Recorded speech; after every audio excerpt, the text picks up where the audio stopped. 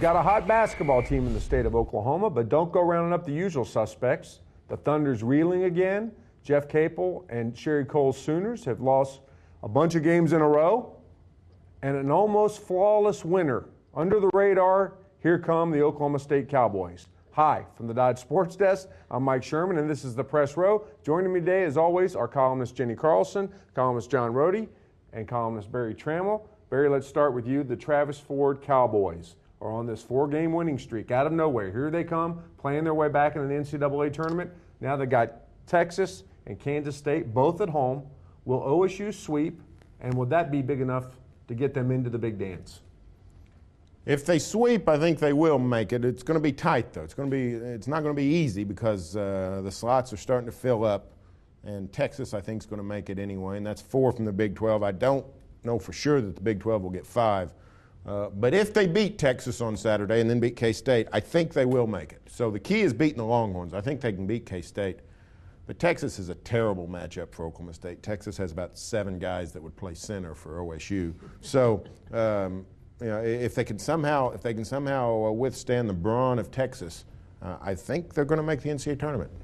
They got to beat somebody. They haven't beaten anybody in the top 50. They're 0-7 against teams in the top 50. Everybody goes, hey, look at their schedule, high on the RPI.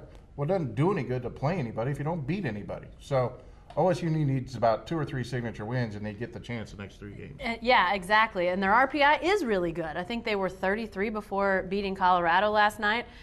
If they beat Texas, that's sure to go up. And there's a pretty strong track record out there that teams that have RPIs in that ballpark from major sort of the BCS conferences, if you will, they get in the NCAA tournament with almost certainty, without any doubt. So I think beating Texas is big, but you got to beat K-State because K-State's a team that has sort of been, last in, first out. I've seen them on that bubble a lot. If you beat them and then maybe make a little run through the Big 12 tournament, still could maybe get in the back door, but it becomes a lot tougher in my mind. One problem they're going to have is I think they're going to be 5th, probably finish 5th in the league.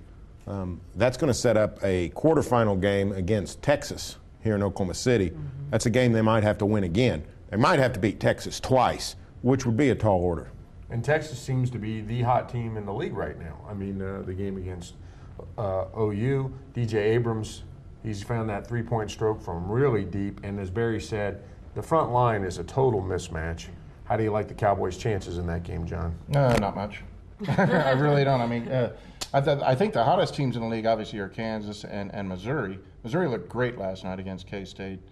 And Kansas and Missouri go at it Sunday in Lawrence. That's a huge game. So you kind of got one eye over there and one eye over here. But as far as OSU, all their eyes just have to be on their opponent. If they sweep at home, I think it's a 50-50 proposition. The thing about this Texas matchup that could be interesting is, unlike when they went to Austin and got their doors blown off, I think Oklahoma State's actually playing some defense now. I mean, I don't know how well they're going to be able to play defense against Damian James and Pittman and all of those guys. Maybe that's a tall order that they haven't faced or done well against. But at least it looks like they're trying to play some defense. Whereas earlier in the season, you sort of wondered, are these guys even thinking about playing defense? So I don't think they're going to lose like they did at Austin. I think it'll be more of a game in Stillwater. But that's huge. If they go and beat the Longhorns, I think that's big for that team. This getting back to being himself deal is working pretty good for Travis Ford, though, it seems, doesn't it? Yeah, but I don't know if he is. Just because you say you are doesn't mean you are. I mean, he seems to me to be conducting himself with a little more deportment on the sidelines. So maybe he's getting back to being who maybe his mother wants him to be. Maybe that's a better way of putting it. I think I haven't noticed. I've been watching Travis Ford. I've been watching James Anderson and Terrell Harris. Yeah. There was a call to arms, and they both answered. And that's why they're playing well right now. Mm-hmm. They beat the teams they should have beaten, but that wasn't a given earlier in the year.